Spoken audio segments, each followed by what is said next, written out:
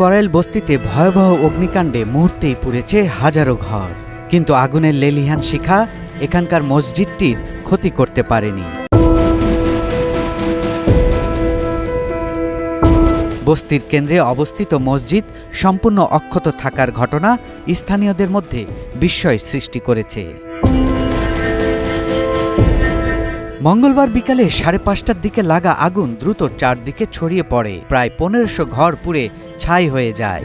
আগুন নেভাতে দমকল বাহিনীর 19টি ইউনিট সারা রাত কাজ করে বুধবার সকাল নাগাদ আগুন সম্পূর্ণ নিয়ন্ত্রণে আনে। ধ্বংসস্তূপের মাঝে দাঁড়িয়ে থাকা মসজিদটি যেন এক ভিন্ন দৃশ্য।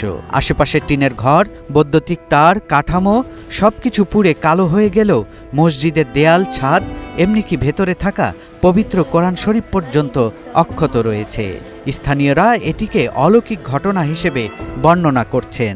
আশেপাশে অনেক কিছু ক্ষয়ক্ষতি হয়েছে, কিন্তু আল্লাহর ঘরে যে বিশেষ করে হইলো আল্লাহর ঘরে যে আল্লাহ পাকের কোরআন, যে 30 পারা কোরআন শরীফ যে আছে, একটা কোরআন শরীফও কোনো জায়গায় কোনো স্পষ্ট হয় না ইনশাআল্লাহ। স্থানীয় বাসিন্দারা বলেন, বাতাসের প্রবাহে আগুন চারদিকে ছুটে যাচ্ছিল, কিন্তু মসজিদের দিকে আগুন যেন ঢুকতেই পারেনি।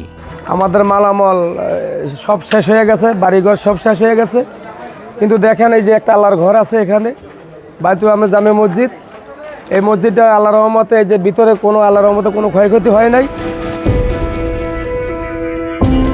বাতাসের দিক, নির্মাণ সামগ্রীর গঠন ও আগুনের গতিপথের কারণে কোনো কোনো স্থাপনা কখনো কখনো অক্ষত থাকতে পারে।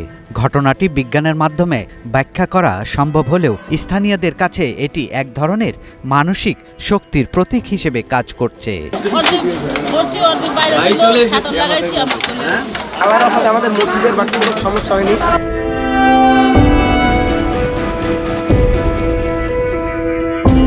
অগ্নিকাণ্ডে ঘর হারানো বহু পরিবার এখন খোলা আকাশের নিচে।